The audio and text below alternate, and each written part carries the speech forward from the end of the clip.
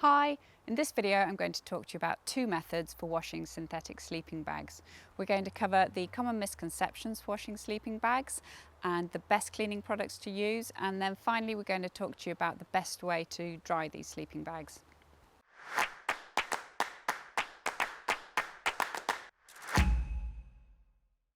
Okay, so we're back from probably our last family camping trip of the season, and these are our kids' bags.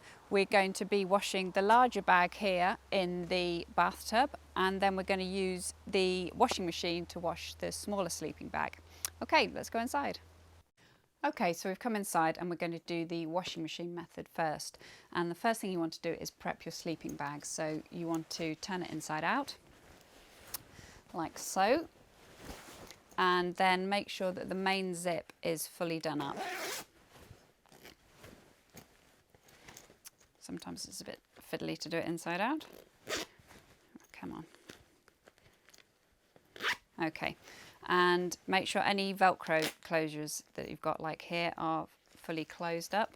And then finally just make sure any toggles are fully released. Okay, so that's ready to go in the washing machine. And there's plenty of room in here for that one. Right, washing temperature. This sleeping bag wants to be washed at 30 degrees centigrade, so that's about 90 degrees Fahrenheit. Obviously read the instructions on your own sleeping bag, but as a rule of thumb it definitely doesn't want to be higher than 40 degrees centigrade or 100 Fahrenheit.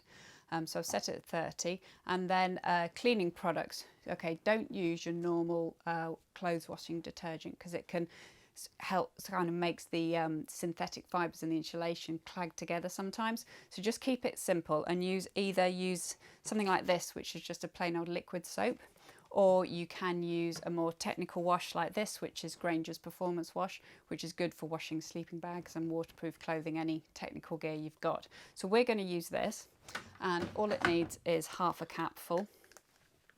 So I'll just pop this in. There we go. And we'll start that off. And now go and do the bath method. Okay, so we've come upstairs to do the bathtub method now, and I've prepped the sleeping bag as we did downstairs. So I've turned it inside out, made sure the zips and the Velcro fastenings are fully closed. And we again don't use your normal clothes washing solution. Use either liquid soap or something like this Granger's Performance Wash. So we're going to use half a capful again, and I'll just put it in here, give it a good swish around.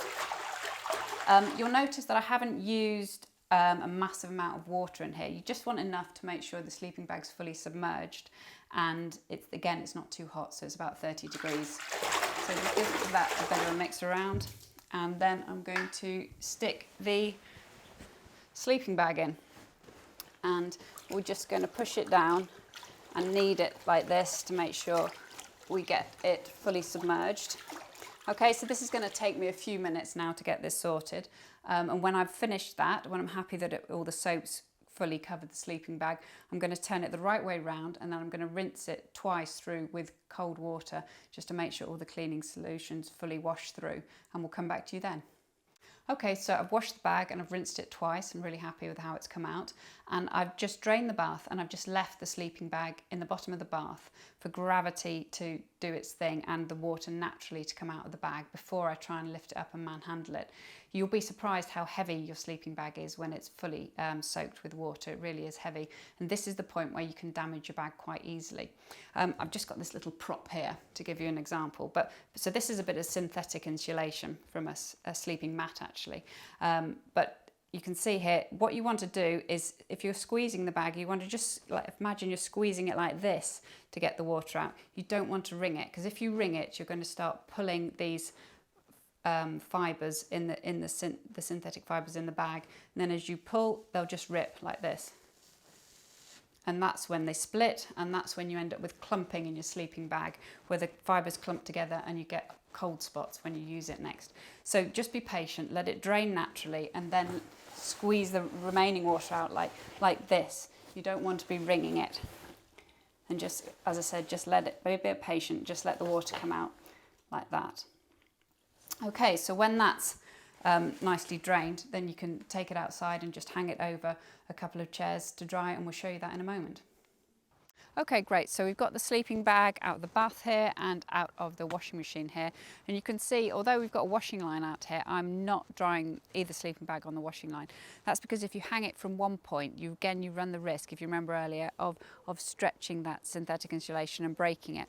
So what we are going to do with this bag here, which was the heaviest bag, is we've laid it along a clothesline, an area here, and we've put that on its side, and that's perfect because you keep it nice and flat, lots of points for the water to drip out of and not hanging off one particular point. This is the bag that came out of the washing machine. It's much lighter because of the spin cycle managed to get rid of a lot of the water, but it's still reasonably heavy, so we've laid it across a couple of chairs here again. That's going to dry off nicely, and you'll get the feeling of when the bag gets a bit lighter, you can just open the zip up here and spread it out a bit more, and it's just going to dry off faster. Obviously, if you were inside, I mean, it's quite a nice day today, but if it was a wet, horrible day, then I would basically be doing the same thing, but I'll be putting a towel underneath to catch all the drips. So there we go. It's nothing to worry about washing a synthetic bag if you just take a few easy steps. If you are concerned about damaging the insulation, I would say stick with a hand wash method. But as you can see, that the machine wash method worked fine for us here. So again, just you pick whichever method you're happiest doing, and yeah, just get on with it. It's not a problem. Anyway, I hope you found these videos useful. If you'd like to see more tips on how to look after kids' outdoor gear, then please subscribe to our channel and like this video. Many thanks.